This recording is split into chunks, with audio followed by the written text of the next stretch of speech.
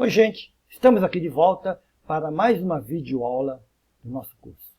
Agora vamos falar do indutor, um componente que participa em circuitos elétricos, que é muito importante pela sua característica de armazenamento de energia no campo magnético presente nesse tipo de dispositivo.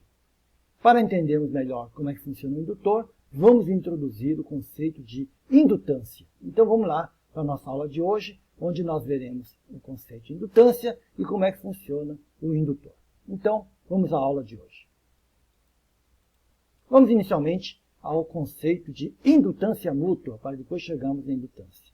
Então vamos imaginar que temos aí dois solenoides, ou duas bobinas, o primário e o secundário. No solenoide primário, temos ali um gerador de corrente alternada ligada, que faz com que circule no primário uma corrente variável no tempo.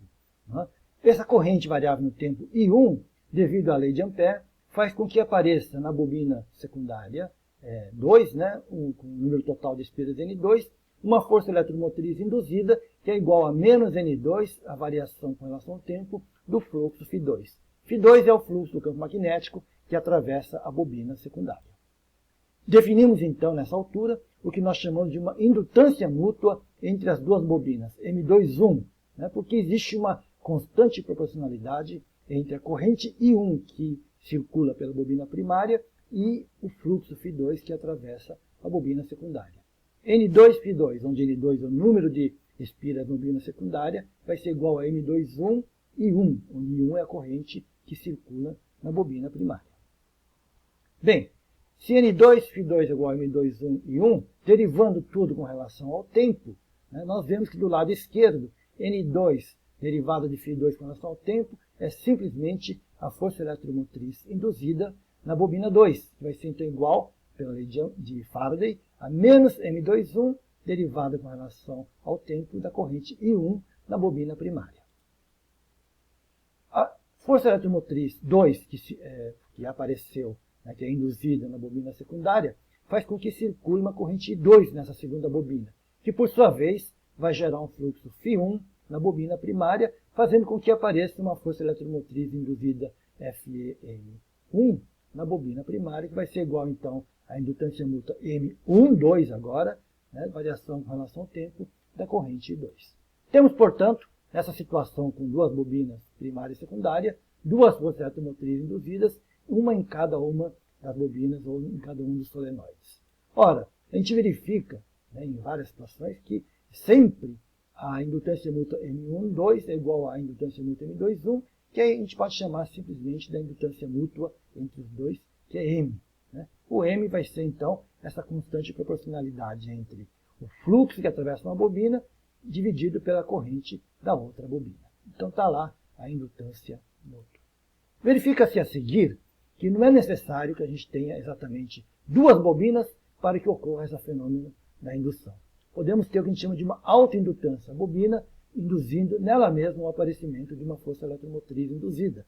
Imaginemos um campo magnético no interior de uma bobina, ele passa por aquele material que conduz o campo magnético, volta pelo outro lado e temos ali então um fluxo magnético que, se a corrente que circula na bobina for variável no tempo, o fluxo magnético também é variável no tempo e isso leva ao fenômeno da indução e temos então a autoindutância ou a indutância, que é L igual a Nφ sobre I, onde o L é agora a autoindutância. Usamos a letra L no lugar da letra M. A força eletromotriz autoinduzida, então, vai ser menos L dI dt.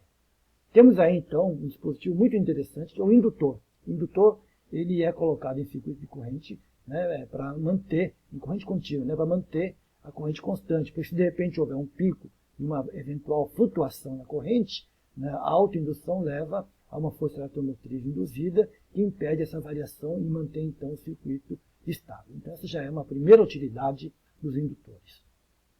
Como é que funciona o indutor em um circuito? Imaginemos então uma fonte de corrente alternada e o indutor, uma bobina ali colocada, um indutor. Pela lei de Faraday, a integral de dl vai ser igual a menos L dI dt. É só notar que a integral de dl é simplesmente a diferença potencial ao longo do nosso dispositivo, que é a força eletromotriz induzida, nada mais, nada menos que isso.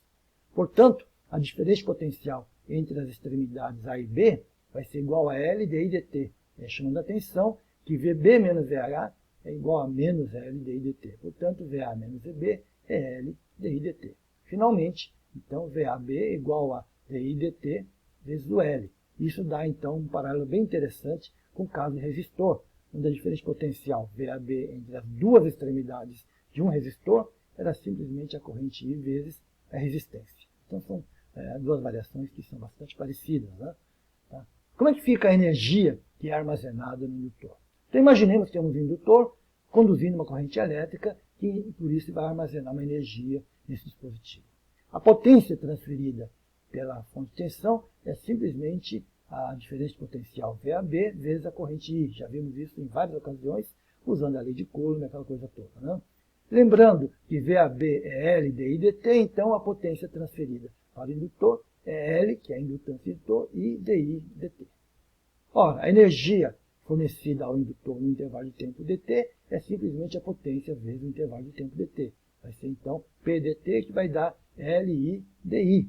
E aí, integramos, né, quando o circuito faz com que a corrente que circula no indutor vai de 0 até um valor final I, ao integrar o I dI, vai dar meio de Li ao quadrado. Então, essa seria a quantidade de energia que ficaria armazenada no indutor quando uma corrente que circula no indutor varia de 0 até um valor final I. É meio de Li ao quadrado. Notem que é um resultado bastante semelhante com aquele que nós obtivemos para o capacitor, onde a energia armazenada no capacitor era meio de CV ao quadrado, onde C era a capacitância do capacitor, né? Por fim, vamos ver então como é que é a indutância em alguns dispositivos bastante comuns no circuito elétrico. O primeiro deles é o solenoide, né, ou aquele enrolamento da bobina, né? Imaginemos um solenoide de comprimento L e que possui uma densidade de enrolamentos, né, de espiras, igual a N minúsculo. O número total de espiras nesse solenoide é N maiúsculo, que é o produto de Nzinho vezes o comprimento L. Pela lei de Ampère, já calculamos o campo no interior do solenoide, M0 NI, e, portanto, o fluxo magnético é o campo magnético vezes a área, né, do solenoide, já que o B é constante, é só o produto, vai dar M0 NIA. Finalmente, lembrando que o N maiúsculo é Nzinho vezes L, e o L, a indutância N, φ sobre I, chegamos que a indutância L vai ser igual a μ, Nzinho ao quadrado, né, a densidade de espiras ao quadrado, L é o comprimento da bobina e o A é a área da bobina. Notem que a indutância depende somente dos fatores geométricos que caracterizam o componente, no caso, solenoide. É um resultado bastante semelhante com aquele que nós verificamos nos capacitores, onde a capacitância dependia somente das medidas, das características geométricas do capacitor. Da mesma forma, podemos calcular a indutância em toroide, né? Lembrando que o campo do indutor do toroide era μ0 NI sobre 2πr, ou seja, o campo varia com 1 sobre R, onde R é o raio, é a distância radial do centro de curvatura do toroide até um ponto lá no interior do toroide. Para calcular o fluxo magnético, basta integrar esse campo, porque temos que integrar agora, que o campo varia com 1 sobre R. E ao fazermos a integral de 1 sobre R, dá o logaritmo neperiano, que está ali no final da expressão. A indutância agora, fazendo toda aquela brincadeira da definição da indutância, a gente chega à expressão final, onde aparece o logaritmo neperiano de B sobre A, onde B e A são as distâncias radiais extremas do nosso indutor. Novamente, vemos que a indutância do toroide depende somente dos fatores geométricos que caracterizam o toroide.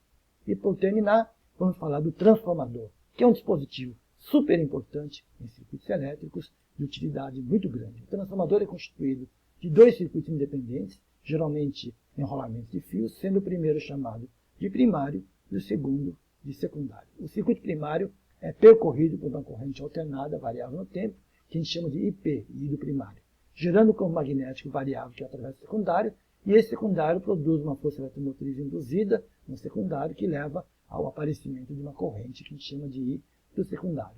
Aí é só calcular, né, usando os conceitos de indutância, a gente chega à relação entre a transformação da diferença potencial que aparece no secundário com a diferença potencial no primário. E a razão entre eles é o quociente entre o número de espiras no secundário e no primário. Veja que é uma relação direta, ou seja, quanto maior o número de espiras do secundário, maior será a diferença potencial que aparece no secundário. Já com relação à corrente, a relação se inverte, né? É NP sobre NS, ou seja, quanto maior o número de espiras no secundário, menor será a corrente que circula no secundário. Né? Então a coisa é inversamente proporcional. E tinha que ser assim, né?